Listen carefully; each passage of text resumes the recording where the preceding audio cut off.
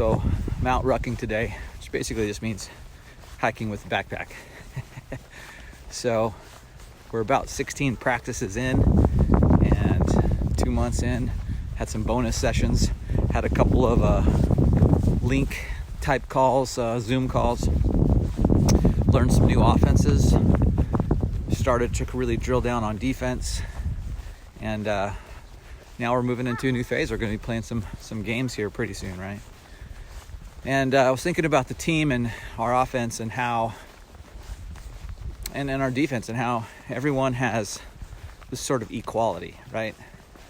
Everyone has an equal opportunity to score and to dribble and to get the ball. We don't really have individual positions per se. But when I thought about you guys and I thought about this offense, it really sort of made me think about geese. Not that I think any of you are a goose, but here's what I mean. When geese fly, you've probably seen them, right? They fly in this V formation. And, one bird's in the front, and then there's birds coming off each wing, and they form that classic V.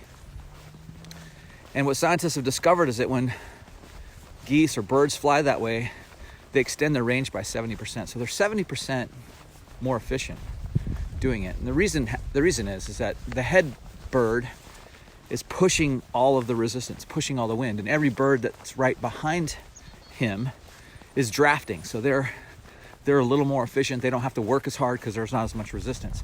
You probably sensed this or felt this yourself when you're riding a bike or trying to pass someone who's on a bike and you try and go around them. It's easy when you're behind them. As soon as you try to pass, you instantly feel the wind. You may have even felt that running.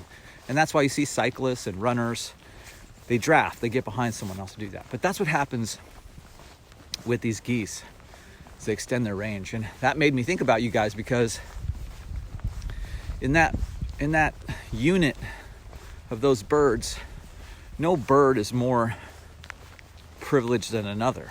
They're all the same. They're all equal. What happens is that bird's pushing his way through the wind. He only does it for a short period of time.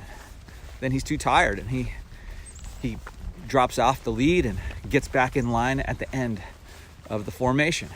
And the next bird steps up and he works hard for 10 minutes. But then he falls off and gets back in formation. Then the next bird, and so on. And eventually, all these birds share the burden of leadership. They share the burden of being out front. And when it's their turn to get up there in the front, they're prepared. That bird knows that at some point in their journey, he's going to be at the front of that pack. He's going to be at the front of that lead, and he has to perform. And he has an obligation to the rest of the birds in the formation to perform and to be ready and to be ready to go. And so that's what made me think about you guys, that each one of you has an opportunity to lead, to be at the front of the pack. You grab the ball, you don't have it in a certain position. You all get the ball in any position. Be prepared. Some of you already in practice, we've asked you to take on different roles, right? You might play on transition offense 5. The next time down, you might play 4. We put you in those positions in practice too, to give you challenges, so that when it comes time to lead in a game, you're prepared and you're ready and you can perform the task. That's why we do those things. And so I ask you individually, are you prepared? Now that we're weeks in, do you feel like when it's your turn to get at the front of the pack, when it's your turn to lead from the front, are you ready? Are you prepared? And if you're not, honestly, ask yourself, if you're not there yet, good. Now you know how to get there. Now you know that you need to be there. You don't need to think about anything in the past.